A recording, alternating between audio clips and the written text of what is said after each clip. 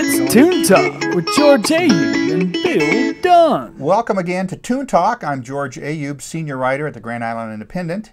And with me today to talk about his political cartoons is editorial cartoonist and editorial page editor Bill Dunn.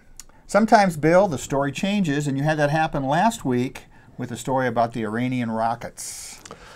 Yeah, I had a pretty good, this was the finished cartoon that was published in the newspaper, and I'll talk about that in a little bit, but the original story was about the Iranians launching a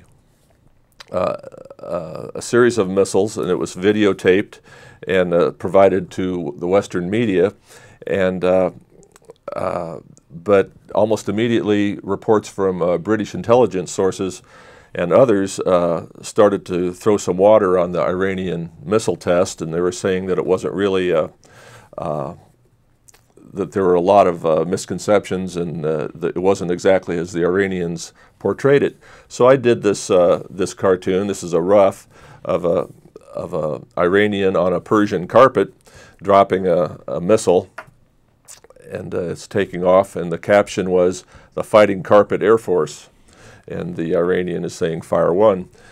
But then the story changed. But then the story changed. Like as soon as I got the rough done, it was revealed that the Iranians, not only were there issues with the launch, but they altered the images and that they provided to the West, to Western media.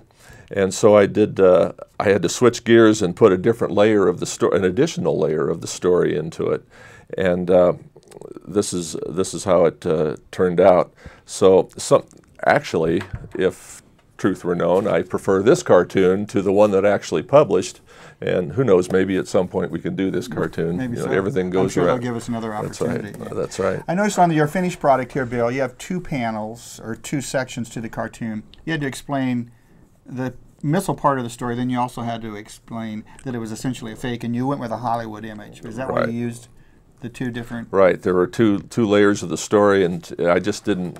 I'm not smart enough to figure out how to do it in one panel, so I had to do some storytelling in two panels. Mm-hmm. And in this panel, we have a Hollywood green screen with a rocket being manipulated across the green screen, and somebody's manipulating the image on a computer. So, how long did it take you to do this original? I mean, you heard the story. This is before you knew that the rocket launching movie. How long did it take you to get this rough together? I think I fussed around for about 30 minutes, pushing the pencil around, just trying to get my thoughts organized, mm-hmm. and get it to a very, very simple image, and then. Probably for the finished cartoon, it would probably take 3 to 4 hours. Okay. Especially, okay. I've got kind of a goofy style that has a lot of detail to it, and it just kind of beats me up time-wise. Right. And I think too that detail though explains part of the story. For example, in this one, I don't know if we can see this here, but the tappa on the computer, those kinds of things are really add to the story.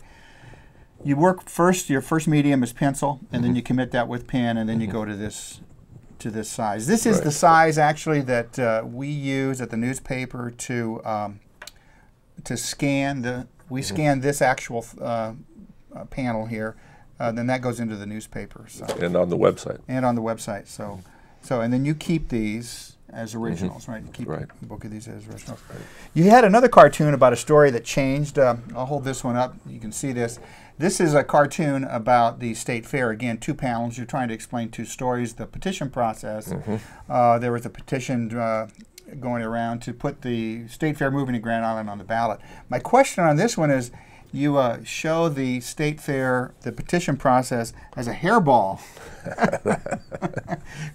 You might explain yourself, young man. Well, the process was getting so clogged, and it was denying people in Grand Island and at the state fair offices the opportunity to plan ahead and do all the thousands and thousands of details that are required to move the state fair to Grand Island. Mm-hmm. It was sputtering and clogging, and that's where I got the image of an old farm truck, if you will, mm-hmm. Sputtering, And the caption is, you know, it's still running rough? Is the fuel line clogged? And so what do you're pulling stuff out of the car to see what's wrong, and he pulls out this big hairball of a petition drive.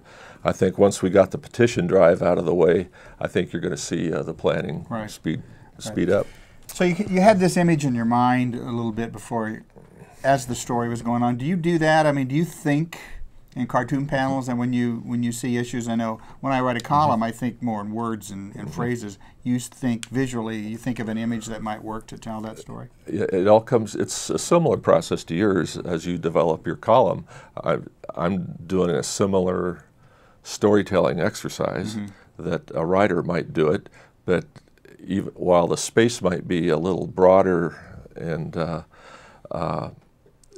it's still a matter of connecting to the reader you don't have more than 3 seconds to get your point across to a reader. We're all attention deprived, attention deficit victims here, it seems like, in our society. So you have to do it very quickly.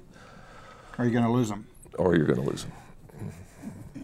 So you go with the image first, and then you decide what words you might want to add, or what a character in the cartoon might say to explain it further. It goes back and forth. Sometimes the original idea I have would shift during the process, and maybe the words would change. Maybe I can think of better dialogue, better language. I'm always trying to keep it simpler and simpler. I try not to put a lot of words in the cartoon and try to keep it more of a visual image. So the image tells the story. Right. Good stuff. Right. Okay, we'll be back next time with more Toon Talk. This is George Ayoub and Bill Dunn from the Grand Island Independent.